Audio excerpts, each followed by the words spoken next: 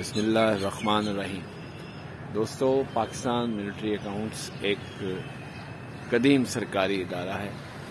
اس ادارے کا جو مقصد ہے وہ آرمی، ایئر فورس اور نیوی کے جو ہمارے جوان ہیں ان کی پینشنوں کی ادائیگی، ان کی تنخواہیں اور دیگر واجبات ادا کرنا۔ لیکن اس ادارے سے بہت بڑے لوگ، شاعر، ادیب، فنکار وابستہ رہے ہیں۔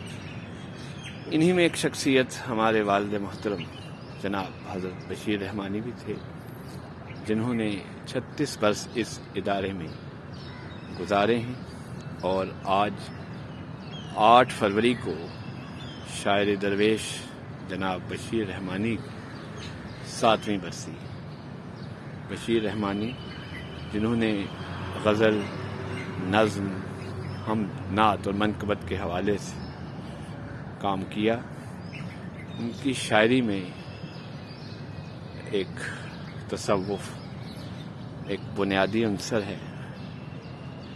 یہاں اس وقت اس ادارے میں موجود ہوں، صرف بتانے کا مقصد یہ ہے کہ بشیر رحمانی جو ایک نامور شاعر تھے، انہوں نے اس ادارے میں اپنی خدمات سر انجام دیں، اور اس ادارے کے زیر اہتمام، یعنی کہ اس ادارے میں بننے والی پہلی ادبی تنظیم حلقہ ارباب ادب کے وہ صدر بھی رہے۔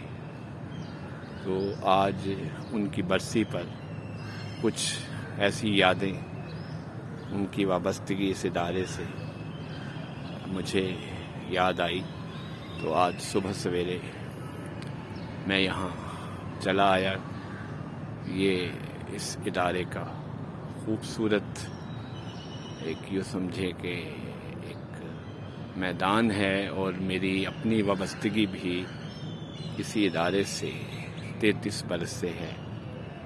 والد محترم بشیر رحمانی نے بھی یہیں خدمات سر انجام دی، اور جیسا کہ سب جانتے ہیں کہ انہوں نے غزل، نظم، حمد، نعت ہر صرف میں طبع آزمائی فرمائی، اور نثری کام بھی ان کا موجود ہے۔ ان کی